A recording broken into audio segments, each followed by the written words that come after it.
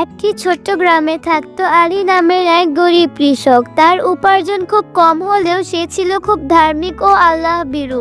আলী প্রতিদিন নামাজ পড়তো, কিন্তু শুক্রবারকে সে বিশেষভাবে পালন করত।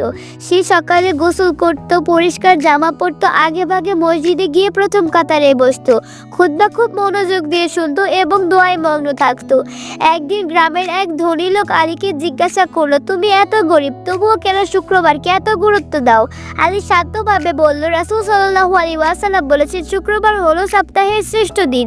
এই দিনে এমন একটি মুহূর্ত আছে যখন বান্দা আল্লাহ তাআলার কাছে কিছু চায়, আল্লাহ তাআলা তা কবুল করেন। আমি সেই মুহূর্তেরই আশায় থাকি। কিছুদিন পর সেই ধনী লোকটি মারাত্মকভাবে অসুস্থ হয়ে পড়ে। সব চিকিৎসায় তার জন্য ব্যর্থ হয়ে যায়। সে আলীর কাছে এসে বলল, তোমার বরকতের শুক্রবারে আমার জন্য দোয়া করো। আলী জুম্মার দিনে কান্না ভেজা চোখে দোয়া করে। আশ্চর্যভাবে সেই রাতে ধনী লোকটির অবস্থা উন্নতি হয়। এই ঘটনার পর গ্রামবাসী সকলে শুক্রবারকে গুরুত্ব দিতে শুরু করে।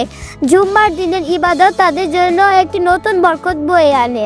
শুক্রবার শুধু ছুটির দিন নয়, এটি ইবাদতের, দোয়া কবুলের এবং বরকতের বিশেষ একটি দিন।